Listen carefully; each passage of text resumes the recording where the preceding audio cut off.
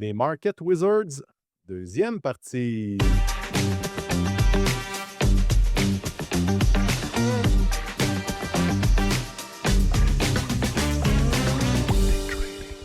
OK, donc j'espère que vous avez eu une belle semaine. J'espère que vous êtes imprégnés de cette sagesse-là, incroyable, de ces gens-là. Peut-être de t'aller lire sur certains d'entre eux. On va poursuivre. On se lance direct, toujours en compagnie de François. Et là, mon François, tu continues d'être inspiré parce que ça nous confronte positivement là, de lire ça, hein? Parce qu'il y a des choses qu'on se reconnaît là-dedans, là. Effectivement, en tant que trader, on colle plus à certains styles. Puis le prochain que tu vas parler, là, je l'ai vu dans la liste, ça me parle, ça. J'aime ça. OK, excellent. Donc, le prochain, Richard Dennis, qui est un turtle. Les turtles, on en a déjà parlé dans un épisode. On fera peut-être un spécial turtle éventuellement pour peut-être plus décrire cette expérience-là sociale qui a eu lieu. Mais là, on va se concentrer sur M. Dennis. Lui aussi, c'est un trend follower, donc il trade à moyen terme.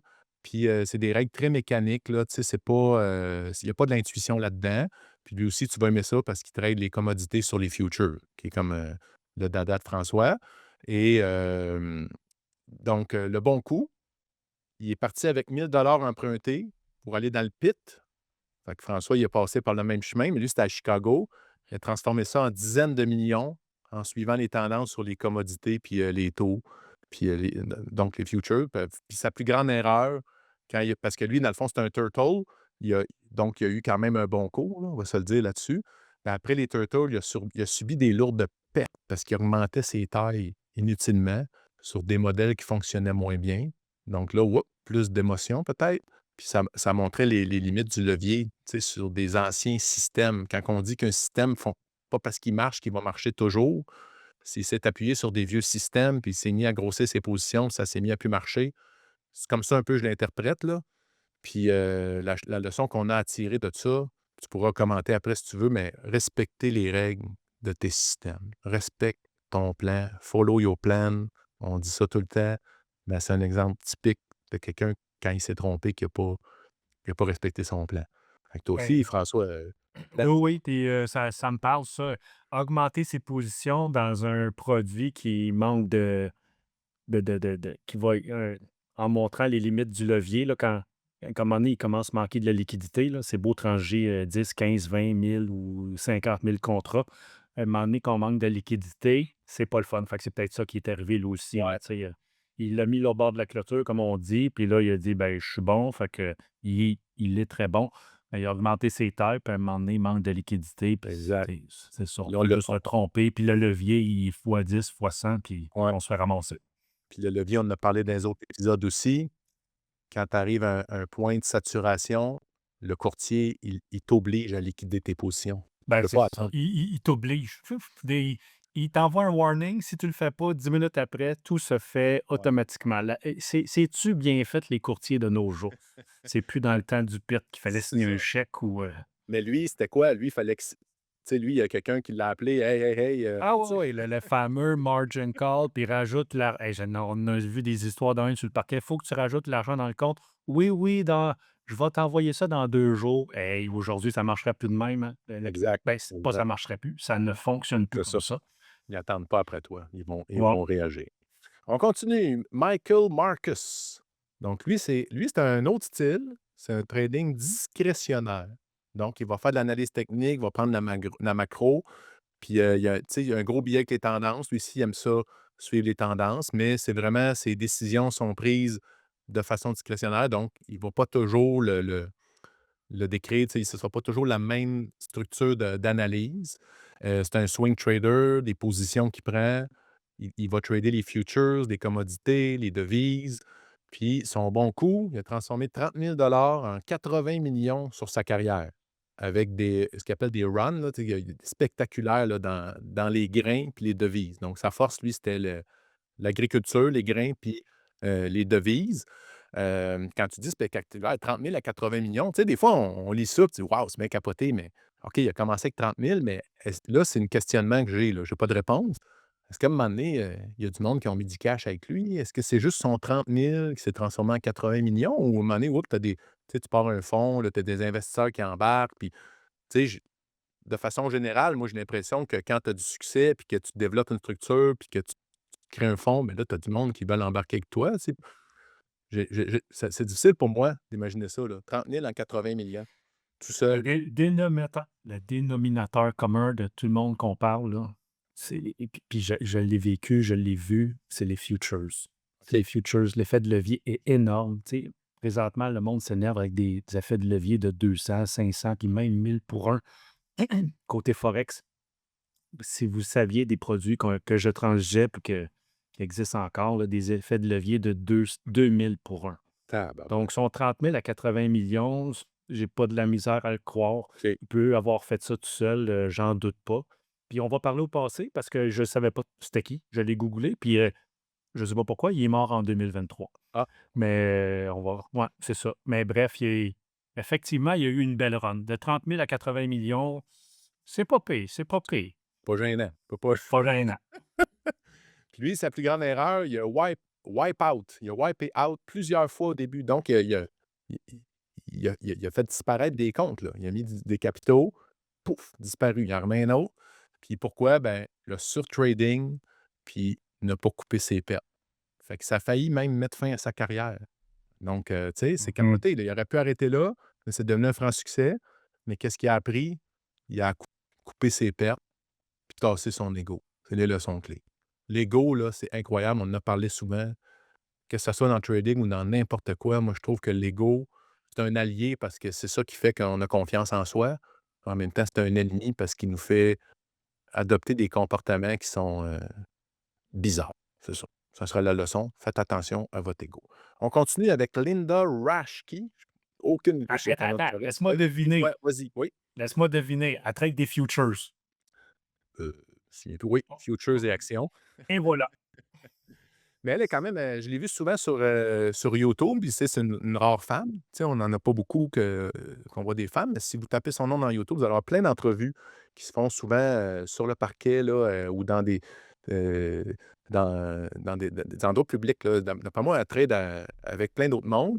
Puis elle est autrice aussi de plusieurs livres, dont le livre Street Smart. Vous avez peut-être déjà vu ça, ce livre-là passer, là. Moi, je vois même la pochette, dans ma tête, là, avec les couleurs, là, puis, donc je ne l'ai pas lu, par contre, ça s'en vient un jour. Son style de trading, elle, c'est du court terme, intraday, du swing, des setups techniques répétables. Ça ressemble JM, celle-là, ça ressemble à nous autres, ça. à trade le pullback, la volatilité, donc vraiment être intraday et swing, donc court terme, future, des actions. Son bon coup, un long historique de résultats positifs gérés pour des comptes institutionnels et des clients avec une approche très structurée de setup technique. Donc, certains qui ont été popularisés, même qui sont devenus populaires. Fait qu'il y a peut-être des stratégies qu'on a vues ou qu'on a appris, là, ou que, tu sais, moi, j'en ai regardé plein, plein des stratégies qui viennent d'elle, puis je ne le sais même pas. Sa plus grande erreur, il y a des périodes où elle a laissé ses pertes faire quoi? Courir, dériver, elle espère. Sa Mhm. stratégie, c'est devenu l'espoir de revenir au break-even. Fait que là, à un moment donné, elle a compris, puis là, elle s'est mis à des coupures journalières et hebdomadaires. Fait que ce que j'interprète de ça, tu sais, elle va pas laisser ça ouvert le week-end. Quand tu es intraday, de toute façon, tu fermes à la fin de la journée. Tu ne laisses pas ça courir la nuit. Donc, la leçon, on coupe nos pertes, on a des règles strictes et on s'y maintient. Encore le dénominateur commun de tout ça, on pense qu'on est. Ben, ils sont bons, là. Tout le monde sont très bons, mais à un moment donné, il y a un peu d'ego là-dedans. Genre, je suis plus fort que le marché, je vais lui montrer, puis je vais avoir raison parce qu'ils ne sont pas habitués de prendre des pertes, ces personnes-là. Exact. Puis à un moment donné, ben, ça va revenir, puis écoute, c'est le piège, là. C'est tellement un gros piège, ça. Ouais. Faut vraiment rester humble, puis moi, je me dis tout le temps, je ne suis pas très croyant, mais le bon Dieu du trading, il va nous punir. Donc, faut rester humble, le marché est plus fort que nous. Fait que peu importe combien tu as de zéros dans ton compte, le marché, là, s'il veut te mettre à terre, il va te mettre à terre. Exact. Peu importe. Ouais. Puis tu sais, en même temps, là, on dit les grandes erreurs, mais tu sais, honnêtement, supposons, ils l'ont pas fait cette erreur-là. Y aurait-tu le succès qu'ils ont aujourd'hui? Moi, je pense qu'elle Ben, était c'est ça. nécessaire, Ouais. l'erreur. Ils ont Mmh. appris de l'erreur, par exemple. Ils ont pas continué. Ils ont appris, se sont ajustés. Donc, ces erreurs-là font partie de leur succès. Donc, ce que ça veut dire, c'est que si vous, un jour, où vous vivez une erreur, une grosse débandade, ben, vous avez 2 choix, là. Ou vous vous roulez en petite boule dans le coin en pleurant, puis vous flagellez comme, avec un fouet, comme un vieux curé qui se sent coupable de quelque chose, ou, ben, vous apprenez de votre erreur, vous vous relevez, puis vous ajustez, dans le fond, votre approche. OK. On continue. William O'Neill. Donc lui, c'est un stock picking, c'est de la croissance. Il cherche des entreprises en croissance. C'est un mélange de fondamentaux puis de techniques, mais c'est un spécialiste du breakout. Donc, lui, c'était vraiment ça sa stratégie dominante. C'est un swing trader, surtout sur les actions. Fait que lui, c'était pas dans les futures. Donc, probablement qu'il était moins, Mo tu sais, moins de levier et un bon coup, construction de la méthode CanSlim que je connais pas. Donc, s'il y a des multiples beggars identifiés, honnêtement, j'en ai aucune idée. Vous irez voir CanSlim, puis que c'est quoi la technique. Je vais probablement le faire moi aussi après, puis on verra. Donc lui, tu sais, on est très transparent. Lui, je connais le nom, mais j'ai aucune idée, de sa personne. Je n'ai pas appris à l'apprivoiser. Sa plus grande erreur, il décrit comme erreur la rétention trop longue de position après rupture de tendance. Fait que là, lui, il a mis une règle que à 7 ou 8 c'est le maximum son stop. Si la tendance baisse de 7-8, il sort de là. Donc, ce qu'il appelle, lui, la rupture de tendance. Tu sais, on sait que nous, on a une règle de pouce qui dit qu'on tombe en tendance baissière quand c'est 20 de repli, mais lui, à 8 c'était son signal. Je ne sais pas si toi, ça sonne des cloches, si des choses que tu as déjà vues, ah, le 8 fais attention, est-ce que c'est quelque chose que De ce temps-ci, qu'est-ce qui est bien en mode, là, c'est plus les jeunes qui vont comprendre, Patrick, je sais pas. C'est plus 6 ou 7. 6 ou 7. Non? Bon, le il y en 6 a ou 7, c'est ça. bon, on est trop vieux, on est trop vieux. Non, Je sais que ma fille, elle parle souvent de oui, 67, oui, là, fait que ça OK. c'est ça. Dis à ta fille, tu sais, sous 7, ça, c'est les jeunes, ils ont parti ça, puis ça veut rien dire. Tu sais, c'est ça la OK, OK. beauté de la chose, ça veut C'est juste drôle. absolument rien dire. Ouais, c'est ça. Fait que moi, c'est plus le stop 6 ou 7%. Fait qu'il OK, y en a qui c'est vont bon, très scientifique. demander à Très votre drôle. jeune le 6 ou 7. OK, 6 ou 7. OK. Je vais Ah, faire ça fait que non, prochainement. sinon, non, j'ai pas. Pourquoi 7 ou 8? Je sais pas. Mais moi, C'est le de chiffre ce temps-ci, 6 sémilla. ou 7. Ouais, exactement. Fait que Ouais, c'est ça. on peut s'ajuster à la Ben, tendance de l'art. tu sais, moi, j'utilise des indicateurs techniques. Exemple, pour mon graphique de momentum, moi, j'utilise la valeur 80. Pourquoi? Ouais. Puis ça fait, ben, pas 30 ans, là, ça fait peut-être une bonne vingtaine d'années que j'utilise ça. Pourquoi? Écoute, il y a peut-être de l'optimisation à faire, mais ça fonctionne bien. On ne change pas trop une recette gagnante. Fait que j'imagine, lui, c'est Au ça. fil du temps, ça se définit, tu l'expérimentes, Ah ouais. tu sais. Fait que, mais c'est ça. Fait que c'est juste, sa façon à lui, de le faire. Le prochain, Marty Schwartz. C'est pas le fondateur du broker, le Schwartz, OK? J'ai vérifié, Ah c'est ça. ouais. C'est-tu le fondateur de Schwartz? Ah, il a fait C'est le le magasin de jouets Fao Schwartz, peut-être? aucune idée, Je ça, j'ai pas vu ça, mais connais pas c'est Fao l'auteur du Schwartz. livre. Ouais. Non, mais c'est ça. Mais c'est l'auteur du livre Pitbull, Ah, Lesson from Wall Street Champion Day Trader. Donc, c'est un livre que j'ai pas lu non plus, mais qu'il est dans ma liste à venir. Ma liste qui, je vais être honnête avec vous, grandit plus vite que ce que j'arrive à lire. C'est incroyable le stock qu'on peut avoir. Donc, lui, dans le fond, c'est du technique très court terme. Donc, tu sais, du day trading, les oscillateurs, les moving average, le tape, du scalping, du swing. Donc, François, c'est sûr que ça accorde avec ce que tu fais. Donc, intraday, puis il trade les indices et les futures. Son un bon autre qui coup, check la oui, tape. vas-y. Ouais. Un autre Ben, qui un check autre le qui tape. check le Ouais. un autre qui check la tape. Son bon coup, série de meilleures performances à la bourse de New York dans les années 80 avec des années à gain à 7 chiffres après avoir quitté son job d'analyste. Fait que là, c'est Ah, ça se peut. Tu sais, des fois, on entend ça, des analystes, c'est pas profitable, des analystes, tu sais, c'est comme un cliché, un préjugé. Ouais, Ici, oui. on a la preuve qu'un analyste peut devenir profitable. Puis sa grande erreur, avant d'être rentable, il a expliqué quoi? Qu'est-ce qui l'empêchait d'admettre ses erreurs? Qu'est-ce qui l'a conduit à des pertes répétées jusqu'à ce qu'il accepte de sortir vite de ses mauvaises trades? C'est quoi, c'est quoi, c'est quoi? Le dénominateur commun que beaucoup de monde ont, que Son ego, son Exact, ego. c'est tout le temps ça. C'est capoté. Donc la leçon clé, on admet vite nos erreurs et on sort de la position. C'est ça qu'il faut retenir. Le Ouais. prochain, il nous en reste 3. Comment il nous reste de temps? Je vérifie. On est bon, c'est bon, on est correct. Le prochain, ben, c'est, un des idoles de Marc Laliberté, je pense, parce que c'est lui qui me l'a fait découvrir. Puis quand il m'en OK. a parlé, il n'avait que des louanges, puis là, il m'a envoyé, tout de suite, «Lis ces 2 livres-là», tu sais, c'est un gars super structuré. Marc Minervini, pas s'il est italien, je pense que oui. Son style de trading, c'est, il choisit des stocks de croissance avec un focus extrême sur les patterns techniques. C'est un swing trader sur les actions. Fait que lui, c'est le créneau qui s'est mis, il focus là-dessus. Puis ça, c'est un bon point qu'on peut discuter. Tu sais, on voit que chacun des types qu'on a regardés jusqu'à présent, ils ont des créneaux. Tu sais, ils n'essayent pas de trader tout en même temps partout. Ils ont vraiment décidé qu'ils focusaient et qu'ils devenaient performants dans un domaine.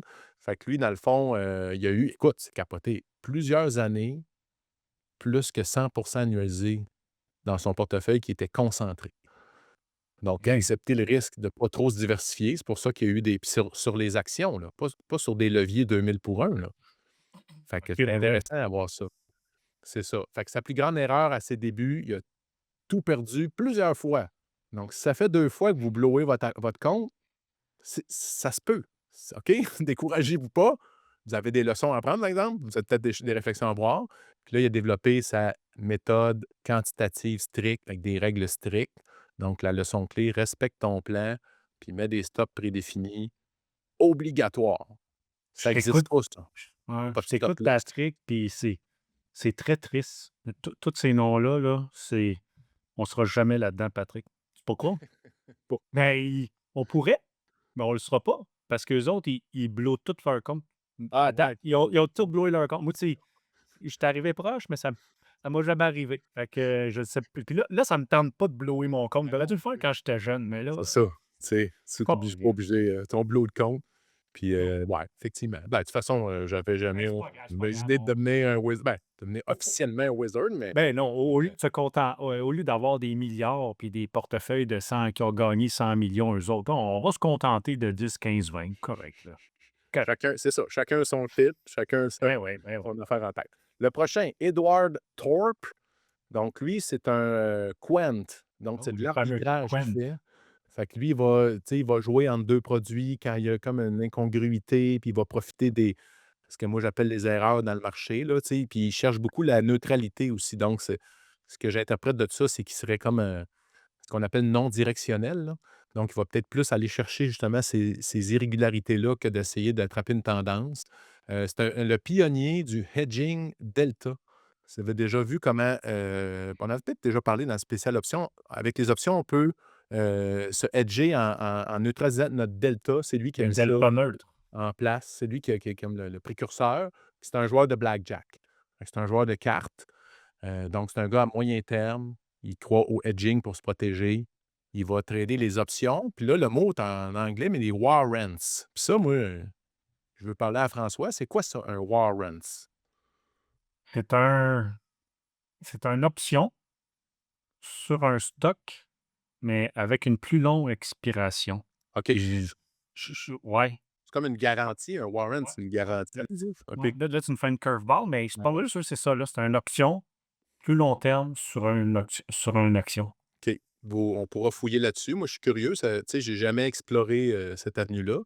J'ai exploré beaucoup de choses quand même, mais ça, tu sais, on en a encore. On en a encore à apprendre. Puis ça se peut même, je vais aller lire un peu là-dessus, mais il faut se retenir, hein, parce que là, ça Ouais, prend un mais temps d'aller déficher. c'est ça, là. Je suis allé sur Google. Un warrant, là, c'est ça. C'est une option sur une action, mais généralement, OK. plus longue échéance, tout OK. simplement. Fait que son bon coup global, lui, c'est que, tu sais, c'est les warrants sous-évalués, là. Puis là, il y a des rendements très réguliers, pas beaucoup de drawdowns. Fait que ce gars-là, il a cherché à mettre en place la stabilité, la régularité dans ce qu'il fait. Fait que ça, c'est intéressant parce qu'il est complètement à l'inverse de ce qu'on a vu dans les autres, là. C'est vraiment son style à lui. Donc, ça veut dire que peu importe le style, il y a une façon de réussir. Sa plus grande erreur, ça a été d'avoir une exposition trop forte à un courtier qui a fait faillite. Ouais. Après ça, il s'est diversifié drastiquement. Heu, Bon, donc, leçon clé, diversifie, diversifie, diversifie. Mais là, ici, l'exemple est quand même important, tu sais, parce qu'au Canada, on a quand même une certaine protection avec les courtiers lorsqu'ils sont régulés au Canada. Si vous prenez des courtiers à l'extérieur du pays, vous n'avez pas ça. Donc, ce gars-là, tu sais, il a blowé ses affaires, tout ce qui était dans le courtier. Donc, après ça, dans sa diversification, est-ce que ça peut être intéressant si, à un moment donné, vous dépassez les limites de la protection? Non seulement ça serait intéressant, mais je pense que ça serait un prérequis de dire, ben, je vais diversifier en prenant un autre courtier. Tu sais, on peut le diversifier d'un produit qu'on transige, mais on peut diversifier à où on met notre argent. Puis là, au Canada, François, il va peut-être pouvoir donner plus de détails, mais la limite, la protection avec les courtiers, elle est plus grande que l'argent qu'on a en banque.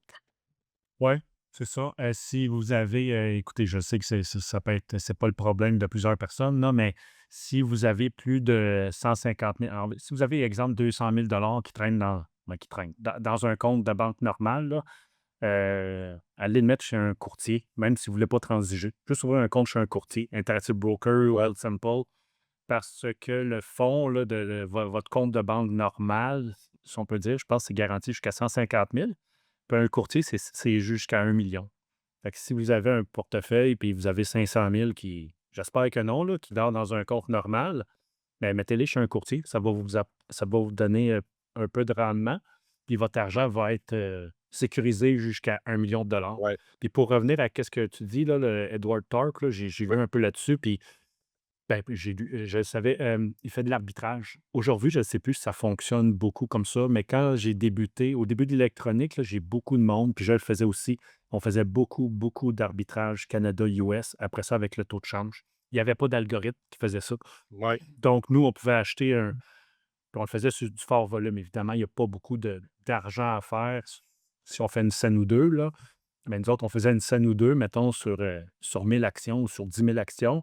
Puis tu peux en faire ça 10, 15, 20 fois par jour, là. Il y avait un arbitrage à faire. Je serais curieux de savoir aujourd'hui si on peut. Nous, évidemment, les petits investisseurs, c'est sûr qu'on ne peut pas faire ça avec les frais, là, puis le taux de change, puis tout. Mais les algorithmes, j'ose croire qu'ils le font entre eux autres encore, là. Ouais. Il y a tellement de bourses, là. Donc, Ouais. oui, oui, je pense que ça se fait, mais pour vous et moi, ça se fait pas, là. Mais, C'est ça. ouais, C'est intéressant quand même à savoir que ça ouais. existe, dans le fond, tout ça. Le dernier, Joel Greenblatt.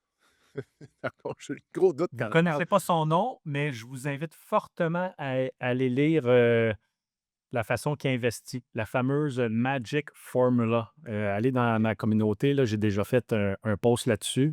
Ça l'a excité beaucoup de monde. Dans le fond, il y a pas Magic Formula, il n'y a rien de magique, là. C'est transiger, investir dans des titres de haute qualité, mais il y a une dizaine de critères, là. Allez taper ça sur Google. Formula. Fait que OK. sinon, je laisse Patrick Bon, moi, je parler un vais peu découvrir ça. Je ne savais pas non plus. Donc, c'est un value investor. C'est ça. Il va regarder les fondamentaux. Donc, dans sa formule magique, j'imagine, c'est tu sais, le margin of safety, tu sais, la marge de se donner un jeu. En tout cas, on ira voir, là. Ouais, Je vais ouais. pas me lancer de même. Allez lire, c'est vraiment hot, là, je vous le Puis dis. il a tradé aussi les événements spéciaux, là, des spin-offs, des restructurations. Quand il arrive de quoi de hors du commun, il a développé une expertise là-dedans. Donc, c'est un gars qui est à moyen et long terme sur les actions. Et régulièrement, ses rendements annualisés étaient supérieurs à 40 pendant plus qu'une décennie avec son fonds Gotham Capital. Donc, c'était aussi, c'est ça, les situations spéciales peu suivies, là. Donc, ça, ce que ça veut dire, quelqu'un qui veut devenir bon là-dedans, ça y prend quand même une structure pour monitorer le marché. Puis, tu sais, ça prend quand même des connaissances, je trouve, plus aguerries. Et sa plus grande erreur, il a admis que certaines pertes sont venues de la tentation de sortir de son cercle de compétences sur une situation trop complexe. Fait que là, il revenait à des règles simples. Toi, tu m'avais déjà dit ça, François, les moments où j'ai perdu, j'ai voulu aller jouer dans une autre pool, puis je En me plein suis ça. pété la gueule. Quand tu as lu ça, quand je viens de t'entendre dire ça, là, ça m'a fait un flash. Exactement la même chose. J'étais très bon à Montréal sur le parquet, puis à un moment donné, ça revient encore aux autres histoires, le manque de liquidité, mais là, moi, je savais que faut faire attention. Fait que j'ai dit: «Pour aller chercher cette liquidité-là, je vais à l'étranger sur les mêmes produits, mais aux États-Unis». Mais j'avais être bien beau, le King Kong de Montréal aux États-Unis, tu le petit poisson rouge. Donc, c'est ça, c'est la même affaire que ce monsieur-là. On se reconnaît, hein? Ben, je suis sûr que les auditeurs, là, peu importe le Market Wizard que Patrick a parlé, vous vous reconnaissez dans un. Là. Puis encore là, un petit challenge. Là.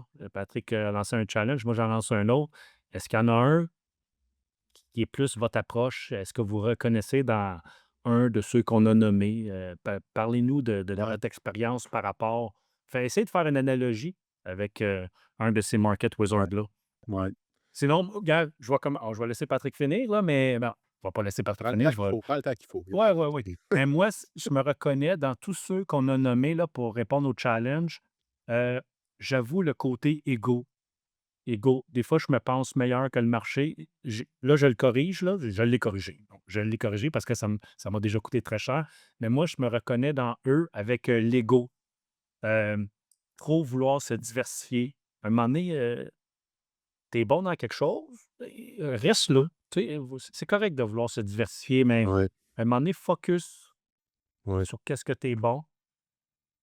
Puis, une autre situation, là, je pense, je me souviens plus, c'était-tu la fille ou en tout cas, ils ont toutes, là, la misère de vouloir prendre leur perte. À un moment donné, là, moi, ma plus grosse perte, je l'ai déjà expliqué dans un autre podcast.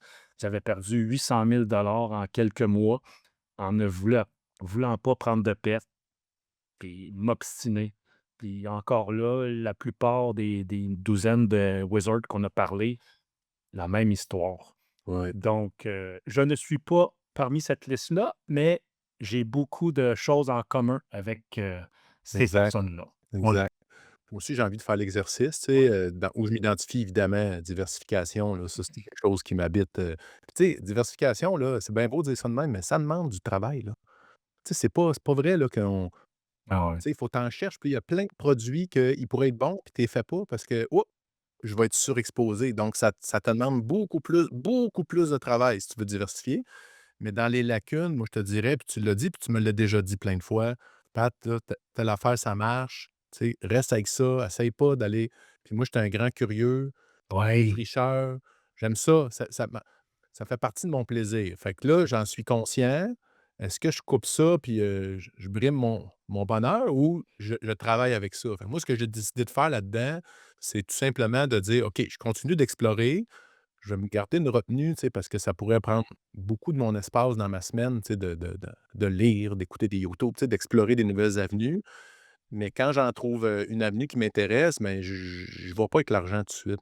Tu sais, je vais en compte papier, en démo, tu sais, j'explore les choses, puis le nombre il y a beaucoup de choses que j'ai explorées en démo pour me rendre compte, sans avoir besoin de risquer d'argent, que c'était pas pour moi ou que ça demandait trop de temps ou que, dans le fond, oups, c'est ouf, non, regarde, en fin de compte, là, oups, je découvre qu'il y a un risque, tu sais, en dessous, sous-jacent de ça, là, qui est trop grand, là, que je suis pas prêt à alors que je ne savais pas au début.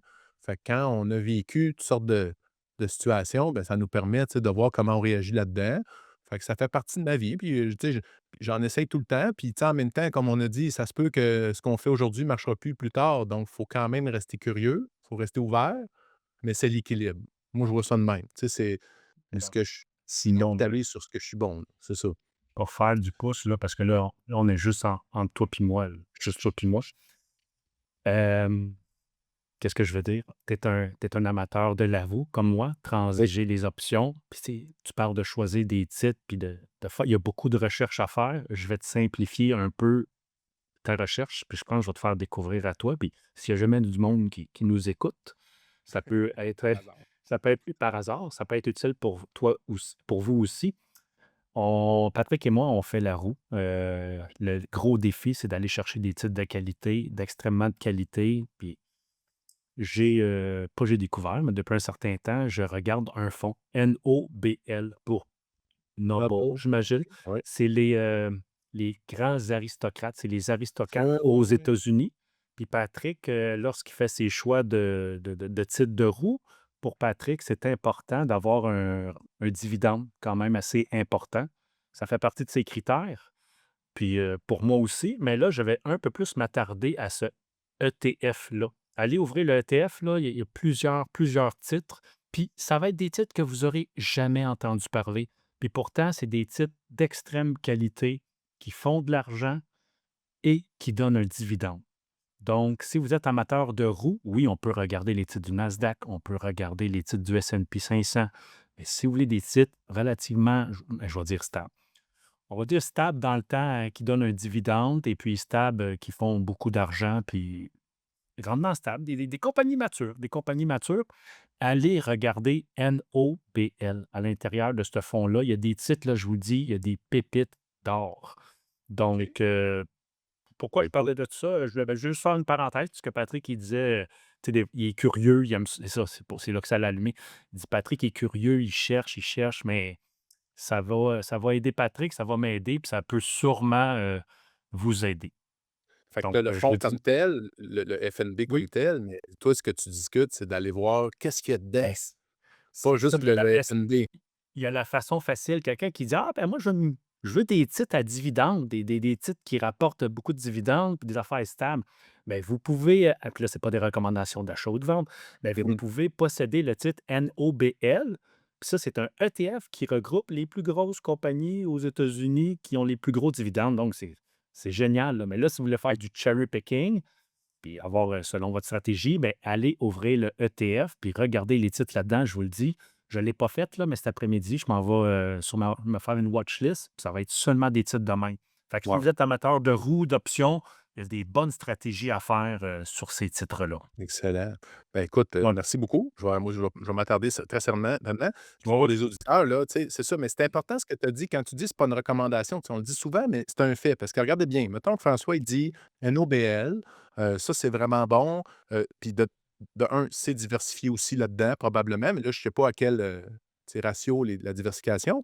Mais supposons que toi, dans ton portfolio, tu as déjà des titres, puis tu rajoutes juste le NOBL dedans. Ça se peut que là, ça soit corrélé avec d'autres affaires que tu as. Ouais. Fait que ça se peut que ce fonds-là vient à l'encontre de ton portfolio, mais ce qui est le fun, c'est que les titres qui sont dedans, il y en a quelques-uns là-dedans qui ne le sont pas, fort probablement. Donc, si tu vas fouiller les titres qu'il y a dedans, puis tu en sélectionnes, je ne sais pas il y en a combien dedans, mais supposons que tu en sélectionnes 3-4 qui ne sont pas corrélés avec ton portfolio. Ça, c'est ta première option. Ou la deuxième option, si tu veux rester diversifié total, ben là, c'est quoi les titres qui sont dans ton portfolio qui viennent à l'encontre de ton NOBL. Si tu veux prendre toutes les NOBL, tu peux te départir de d'autres titres que tu as aussi, là. Donc, tu peux rester diversifié. Mais je trouve ça vraiment intéressant. Puis là, tu me fais plaisir parce que Ouais, ouais, non, en fait, ça moi, tu parlais, je l'ai ouvert, le ETF, là, je pensais qu'il y avait. C'est tous des titres qui ont un. Celui qui est le plus pesant là-dedans, c'est Caterpillar. Caterpillar, Caterpillar, ouais. vous le connaissez, là, Ouais, mais 1,6 c'est lui qui a donc on n'est pas 0,6. exposé, tu sais, c'est vraiment, vraiment diversifié, tu sais. Il y a du Caterpillar, du Amcor, du Cisco, hey, j'ai aucune idée de quoi je parle, du PPG, du Illinois Tools, du Colgate, Palmolive, son site Dover, Johnson& Johnson, Clorox, mais c'est tout du 1,5. OK. Donc, tu sais, si on fait 100 divisé par 1,5, bon, ben, il y a environ Trentaine. 70 titres. Puis je vous Ouais. le dis, c'est top qualité, puis il y a plein de titres là-dedans, là, ça vous dira rien, mais après ça, faites vos recherches, là. Vous allez dire: «Colin», Fait qu'il y a fait pas il y a pas 5 compagnies qui représentent la moitié du fonds, c'est là. pas comme C'est le ça que tu veux dire? Nasdaq, que les C'est ça, Nasdaq représentent, c'est ça. 50 et plus, là. Fait que non, C'est très diversifié. Fait que OK. NOBL, écoute, on sort complètement du sujet Oui, podcast, là, mais mais c'est une ça fait belle plaisir, puis mais révélation, faites donc vos devoirs. ouais, Faites oui, vos oui, devoirs. C'est faites votre vos devoirs. responsabilité. Ouais. Très important. Donc, ceci étant dit, as-tu un petit mot de la fin? Parce que, tu sais, je voulais te lancer, le défi à la fin de dire qu'est-ce qu'ils ont en commun, mais tu l'as vu tout de suite, puis tu l'as dit tout de suite, tu sais. Fait que Ouais. peut-être juste mentionner, tu sais, ils ont vraiment des points communs, là, ces gens-là, là, sauf des petites exceptions, là. Oui, puis c'est correct d'avoir des modèles. Tu sais, moi, je veux qu'on conclue là-dessus. On veut tout. Tu sais, surtout les plus jeunes qui nous écoutent, là, on veut tout. On veut être comme eux autres. C'est correct d'être des inspirations, mais tu sais, c'est correct d'avoir un but, puis on veut avoir 100 millions dans le compte ou 1 000 millions, mais croyez à votre processus, puis l'argent, ça va être la conséquence. Est-ce que vous allez avoir 100 millions un jour? Peut-être pas, mais si vous êtes discipliné, je vous le dis, vous allez avoir une belle vie, puis ça va bien aller. Mais la clé du succès, c'est le temps. Je le dis souvent à mes enfants, le temps, le temps, le temps. Mmh. Je, je l'ai répété à mon Émile cette semaine. Il parlait de faire de l'argent. Comment on peut faire de l'argent vite? Je dis, voyons donc, Émile, le nombre de fois que je te le dis. Si on veut faire de l'argent vite, on s'achète un billet de loto puis on espère gagner. Sinon, le temps, le temps. C'est Donc, ça. j'ai parti mes enfants sur la roue, là. Fait que c'est ça, je veux conclure, c'est correct, là, on a entendu des success stories, puis c'est des êtres exceptionnels, mais c'est correct de vouloir aspirer à être un de ces modèles-là. On peut s'en servir comme modèle, mais mettez-vous pas un chiffre en tête, là. Puis oui, il y en a qui vont dire: «Oui, c'est important d'avoir un goal, là, une cible», Ouais. mais focuser sur le processus, je vous le dis, puis le reste va suivre. Ouais. Moi, je suis parti d'un principe qui m'habite beaucoup, là, puis dans tout ce que je fais, là, c'est de dire si j'ai agi adéquatement, puis j'ai fait ce que je sais qui doit être fait, C'est le ça. résultat n'est pas important.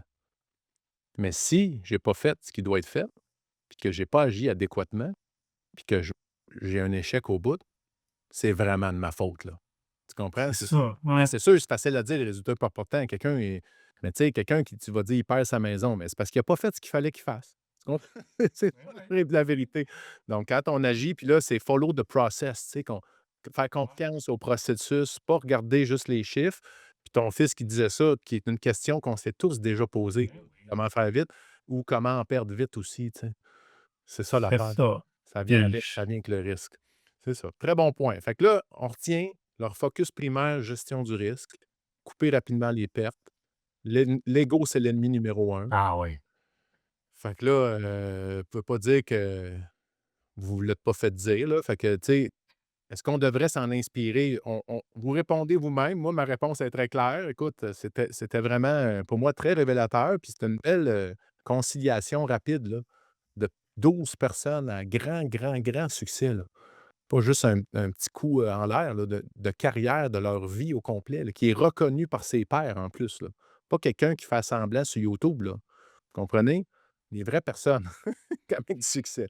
OK, super, je finis avec ma maxime, puis, il était un petit peu plus long cet épisode-là, mais ça valait vraiment le coup et le plaisir. Donc la maxime: «Savoir se servir de l'expérience des grands maîtres est un atout majeur dans la réussite du trader déterminé». Alors sur ce, bonne semaine et bon trading.